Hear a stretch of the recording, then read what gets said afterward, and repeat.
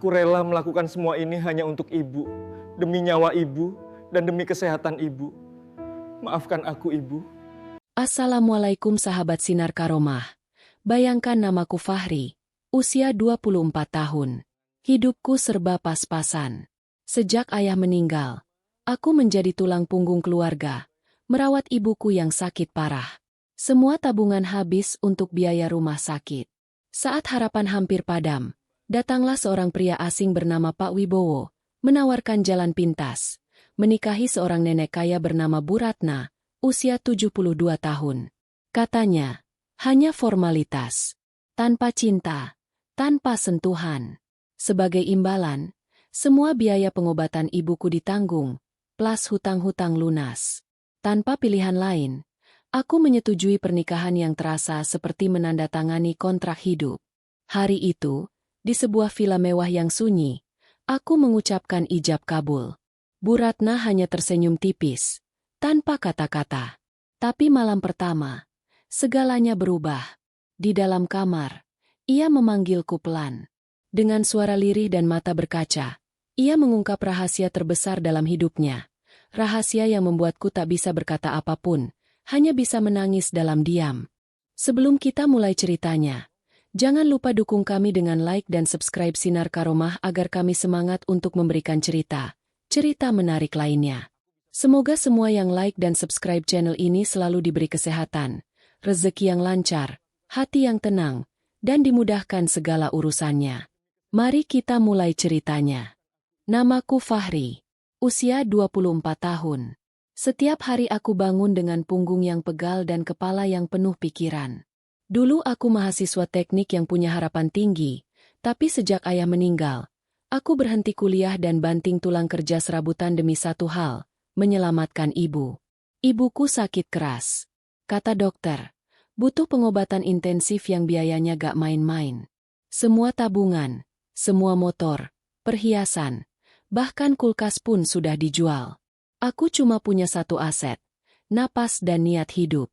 Hari itu, aku duduk di bangku ruang tunggu rumah sakit, kepala tertunduk, mata sembab karena baru saja ditolak pinjaman bank. Lalu datang seseorang. Seorang pria tua berjas coklat rapi dengan tatapan tajam. Namanya Pak Wibowo. Ia memperkenalkan diri sebagai pengacara keluarga. Fahri, saya punya tawaran, katanya sambil menyodorkan kartu nama. Ini terdengar gila, tapi bisa menyelamatkan ibumu. Aku mengangkat alis. Tawaran apa, Pak? Ia menatapku lama. Menikah dengan seorang wanita. Usianya 72 tahun. Namanya Bu Ratna. Beliau kaya raya. Tapi jangan salah paham. Bukan nikah yang intim. Ini hanya formalitas. Kontrak. Tidak ada cinta. Tidak ada sentuhan. Tapi kau akan mendapat semua yang kau butuhkan. Biaya pengobatan ibumu, pelunasan utang, dan rumah. Dunia seperti berhenti sejenak. Antara syok dan bingung. Aku terdiam. Kenapa saya? Karena dia yang memilihmu. Jawab Pak Wibowo singkat. Aku menatap langit sore yang mulai oranye. Pilihannya sederhana.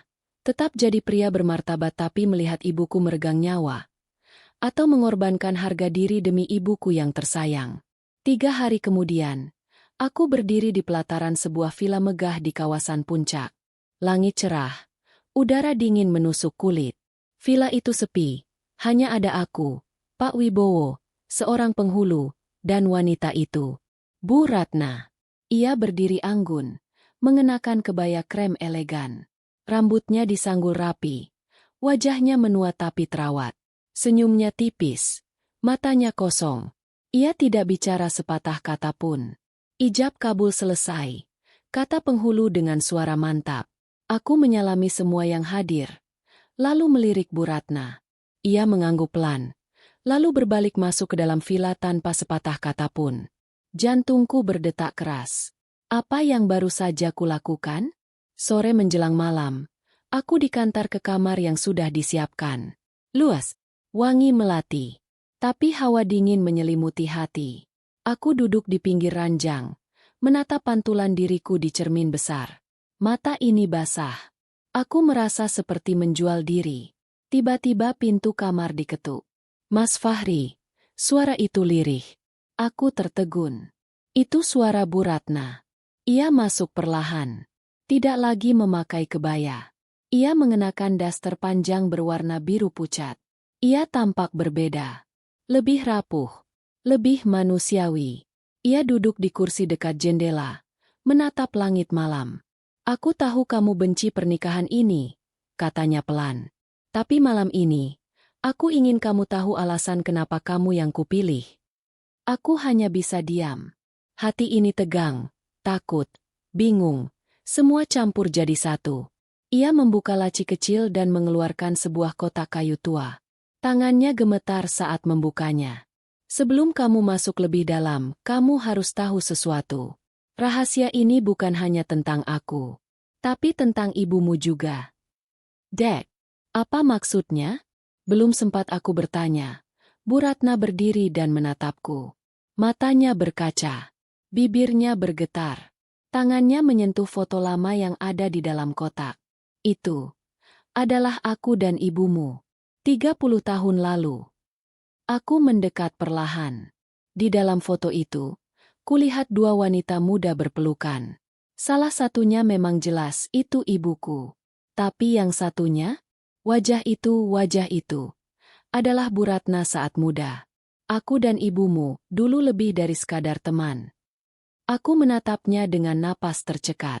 Dan malam itu, tanpa teriakan, tanpa drama, hanya keheningan, aku duduk membisu, menatap satu demi satu lembar foto dan surat yang perlahan mengungkap semua. Rahasia itu mulai terbuka. Dan hidupku tidak akan pernah sama lagi. Aku duduk di tepi ranjang. Tangan masih memegang foto yang membuat jantungku seakan berhenti berdetak. Dua wanita muda dalam foto itu sedang tertawa, mengenakan seragam SMA yang sama. Aku mengenali senyum ibuku, tapi aku tak pernah tahu siapa wanita satunya. Sampai malam ini, Bu Ratna duduk di hadapanku. Napasnya berat, tapi matanya tajam, seperti menahan badai yang sudah puluhan tahun ia pendam. Kami pernah berjanji, ucapnya pelan, bahwa apapun yang terjadi, kami akan selalu saling jaga. Aku menatapnya bingung. Ibu gak pernah cerita. Bu Ratna tersenyum samar, lalu mengangguk, karena dia memilih untuk hidup tenang. Sedangkan aku memilih jalan yang lain. Dunia ini tidak memberi tempat untuk kami berdua saat itu. Dan pada akhirnya, aku memilih pergi.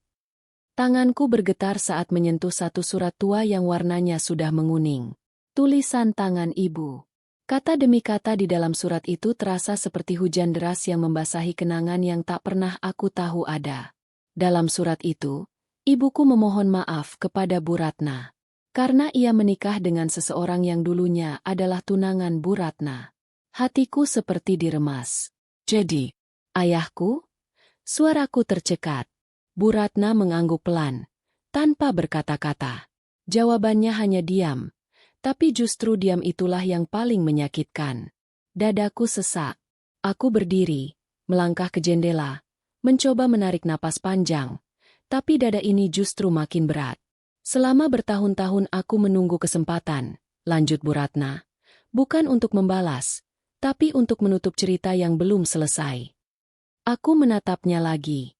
Kini wajahnya tak terlihat seperti nenek kaya yang kaku, tapi seperti seorang wanita tua yang kehabisan waktu dan sedang mengejar sesuatu yang dulu pernah hilang. Kau tahu kenapa aku minta menikah denganmu? Tanyanya. Aku menggeleng pelan. Karena aku ingin sesuatu yang ibumu jaga sampai akhir hayat, ada bersamaku. Aku ingin kau jadi pengingat dari masa yang dulu aku benci, tapi juga pernah aku cintai. Tanganku mengepal. Perasaanku campur aduk. Marah, sedih, bingung, tapi juga iba.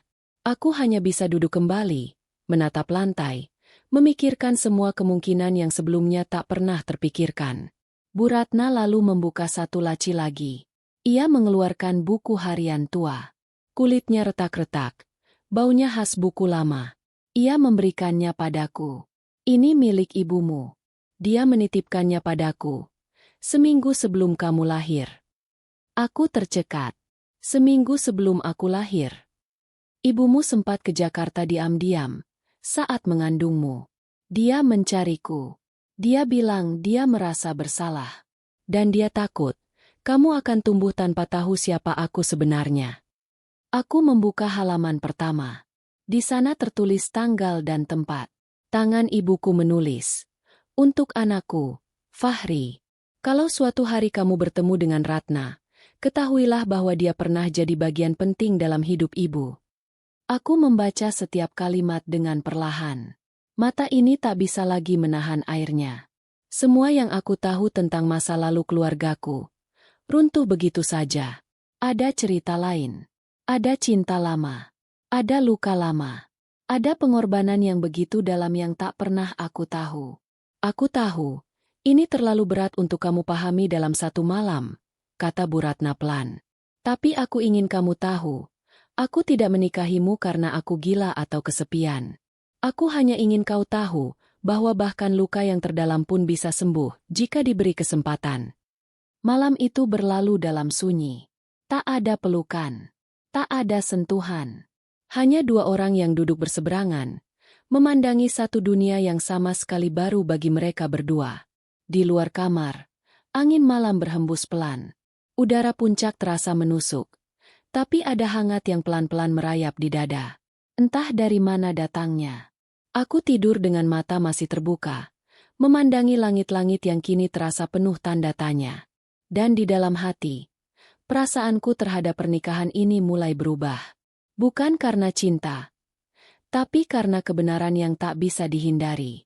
Pagi itu, sinar matahari masuk dari celah tirai jendela kamar yang besar. Tapi tubuhku tetap kaku di ranjang. Aku belum tidur. Semalaman aku mencerna semua yang Bu Ratna sampaikan.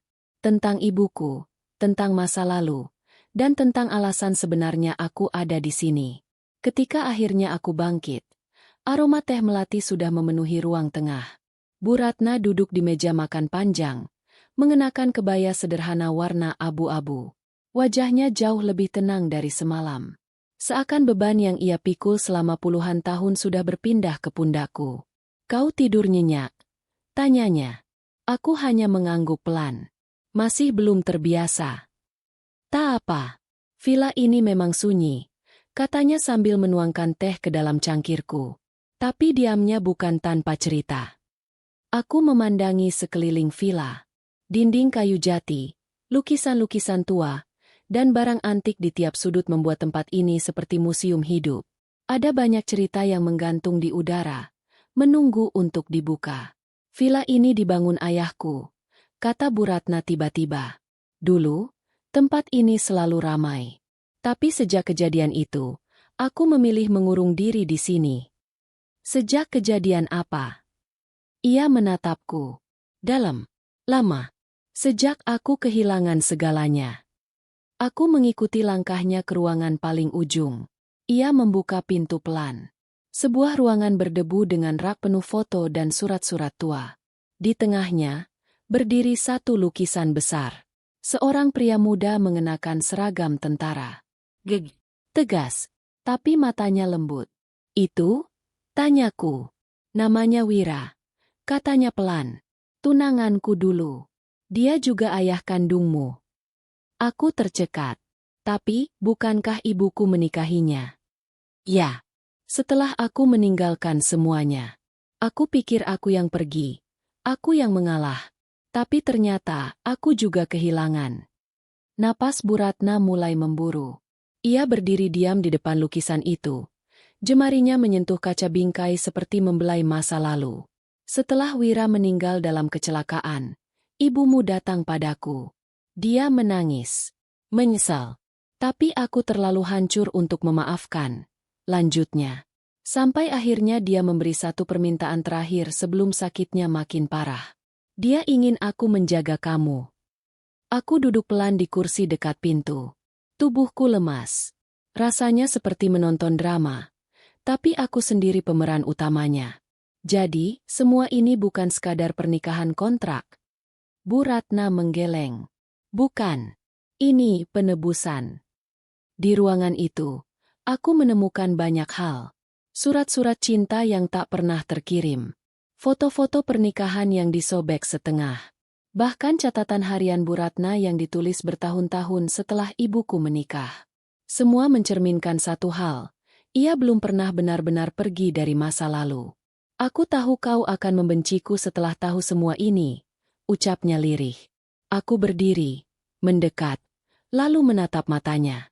Aku gak tahu harus marah atau sedih. Tapi aku tahu satu hal. Aku gak bisa ninggalin ibu. Dan sekarang, entah kenapa aku gak bisa ninggalin Ibu Ratna juga.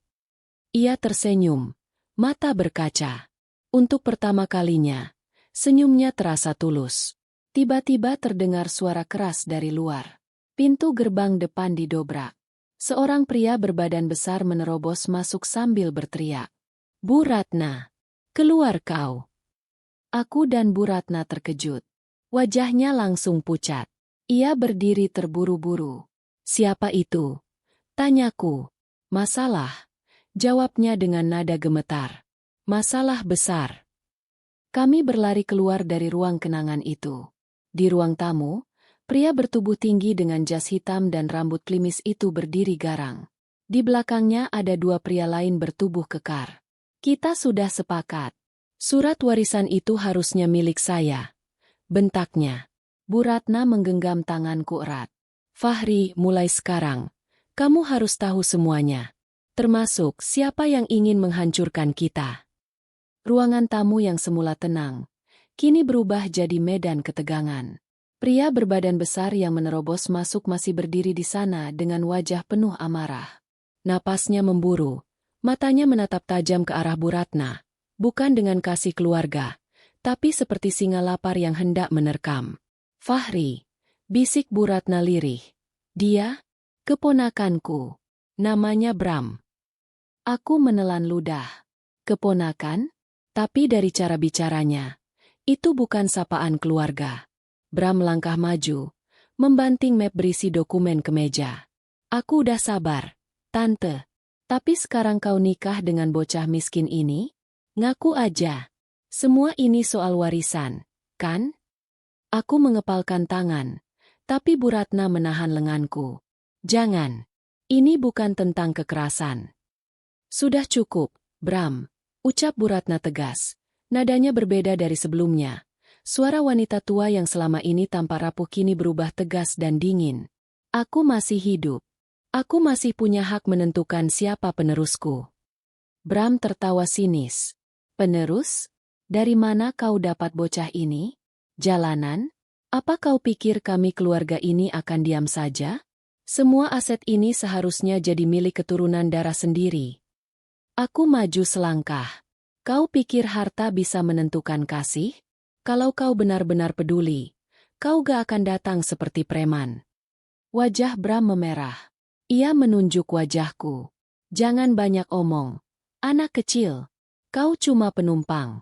Dan aku gak akan diam lihat orang asing injek-injek warisan keluarga. Bu Ratna menarik napas panjang. Warisan ini bukan cuma tentang tanah dan bangunan, Bram. Tapi juga tentang amanah. Fahri adalah amanah dari ibumu. Dan aku akan pastikan dia tidak dihancurkan oleh kerakusan yang membutakan keluarga ini. Ucapan itu membuat Bram terdiam sesaat. Tapi kemudian ia melempar map ke lantai. Lalu melirik tajam ke arah kami. Baik. Kalau itu maumu. Tapi jangan salahkan aku kalau rumah ini gak tenang mulai besok. Banyak yang bisa kubayar untuk buat hidup kalian gak damai. Dengan penuh amarah, ia membalik badan dan keluar dari villa, diiringi dua pria yang tadi diam saja. Pintu besar tertutup keras, membuat debu di pojokan ruangan beterbangan. Aku dan Bu Ratna saling pandang. Nafas kami sama-sama berat. Tapi bukan karena takut, melainkan karena tahu, badai belum selesai. Beberapa hari setelah insiden itu, villa jadi sunyi tapi mencekam. Pak Wibowo datang membawa kabar buruk. Ada gerakan hukum yang diluncurkan ke pengadilan. Bram menggugat surat waris Bu Ratna. Padahal belum ada surat waris resmi. Kataku bingung. Pak Wibowo mengangguk. Justru karena belum ada itulah, dia ingin menyerang lebih dulu. Bu Ratna duduk diam. Wajahnya letih. Tangannya memegang kalung kecil yang sejak awal tidak pernah ia lepas.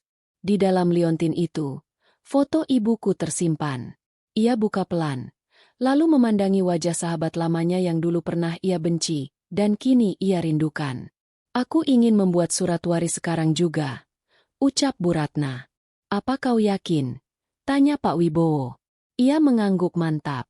Seluruh aset akan kuserahkan pada yayasan sosial atas nama almarhumah sahabatku.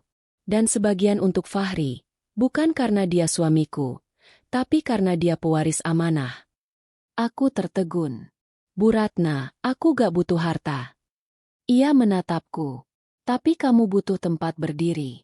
Dan dunia tidak akan memberimu itu, kecuali kamu menciptakannya. Hari itu, di ruang kerja, aku duduk sebagai saksi saat Bu Ratna menandatangani surat wasiat. Tangannya bergetar, tapi tatapannya kuat. Ia seperti sedang melawan dunia yang pernah menganggapnya lemah. Namun, malam harinya villa kembali diteror. Kali ini bukan dengan kata-kata, tapi dengan tindakan. Kaca jendela belakang dipecahkan. Seorang penjaga diserang. Kami berlari keluar kamar, hanya untuk menemukan darah di teras belakang. Penjaga tua bernama Mang Darto tergeletak. Kepalanya berdarah. Cepat bawa ke rumah sakit, teriak Pak Wibowo. Di tengah kekacauan itu, Bu Ratna berdiri kaku. Wajahnya tak menangis, tapi matanya menyala, penuh amarah, sekaligus ketegasan yang baru kulihat malam itu. Bram sudah melewati batas. Tapi kali ini, dia gak tahu, aku sudah punya alasan kuat untuk melawan. Aku berdiri di sampingnya. Aku di sini, Bu. Aku gak akan lari. Dan malam itu, pernikahan tanpa cinta ini berubah menjadi persekutuan diam-diam antara dua jiwa yang sama-sama pernah disakiti oleh keluarga mereka sendiri. Malam itu terasa berbeda. Setelah teror di villa dan penandatanganan surat waris, suasana menjadi sangat hening. Seolah seluruh alam pun tahu bahwa sebentar lagi sesuatu yang lebih besar akan terungkap. Aku berada di kamar, duduk memandangi langit malam dari balik jendela. Sementara itu, di sisi tempat tidur, Bu Ratna duduk diam, mengenakan pakaian tidur berwarna putih gading. Lampu kamar temaram. Suara jangkrik terdengar samar dari luar. Aku ingin bicara, Fahri, ucapnya pelan, nyaris berbisik. Bukan sebagai istrimu, tapi sebagai seseorang yang akan pergi dalam waktu dekat. Aku menoleh cepat. Maksud ibu? Ia menghela napas panjang. Tubuhku sudah lama tidak kuat. Dokter bilang aku punya waktu kurang dari 2 bulan. Dan sebelum waktuku habis, aku ingin jujur tentang semuanya. Aku tercekat. Dadaku langsung terasa sesak. Tapi ia tersenyum, menepuk tanganku dengan lembut. Tenang. Aku sudah siap. Aku sudah cukup lama hidup dalam penyesalan. Sekarang, aku cuma ingin menutup semuanya dengan benar. Ia lalu berdiri, berjalan pelan ke lemari tua dan mengambil sebuah kotak kecil. Di dalamnya ada selembar foto, secarik surat, dan satu liontin emas berbentuk hati. Ia menyerahkannya padaku. Ini surat dari ibumu. Surat terakhir yang dia tulis sebelum benar-benar sakit. Tapi dia titipkan padaku, dan memintaku membacanya, kalau suatu saat kamu menjadi bagian dari hidupku. Tanganku gemetar saat membuka surat itu. Tulisannya rapi, tapi beberapa bagian sudah luntur karena air mata. Entah milik siapa. Fahri, anakku, kalau kamu membaca surat ini, berarti kamu telah sampai di titik yang tidak pernah ibu duga akan terjadi. Mungkin kamu sudah tahu bahwa masa muda ibu penuh luka. Tapi dari semua luka itu, ada satu nama yang tidak pernah ibu benci, meskipun dulu ibu pernah menyakitinya. Ratna.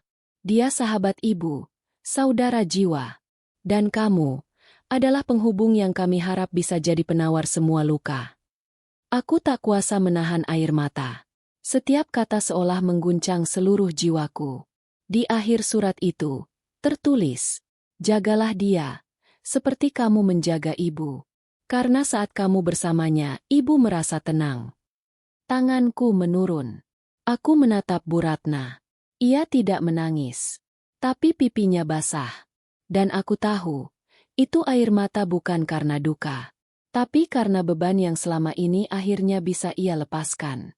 Kamu tidak harus mencintaiku, katanya lembut. Aku tidak pernah berharap kau memanggilku dengan sebutan istri. Tapi, kalau suatu hari nanti kamu mengingat malam ini, ingatlah bukan sebagai malam pertama yang canggung, tapi sebagai malam di mana dua jiwa yang pernah patah, akhirnya saling memaafkan. Aku menunduk. Ibu, aku gak bisa bilang apa-apa. Tapi aku tahu satu hal. Ibu bukan sekadar orang yang menikah denganku. Ibu adalah pengingat bahwa hidup gak selalu tentang logika, tapi kadang tentang luka yang kita pilih untuk sembuhkan bersama. Kami duduk berdampingan. Lama. Tanpa kata. Hanya suara hati yang saling berbicara. Dan malam itu, bukan malam pertama seperti yang dibayangkan banyak orang. Tidak ada pelukan. Tidak ada kecanggungan. Hanya keheningan dan kehangatan yang tidak bisa dijelaskan dengan logika.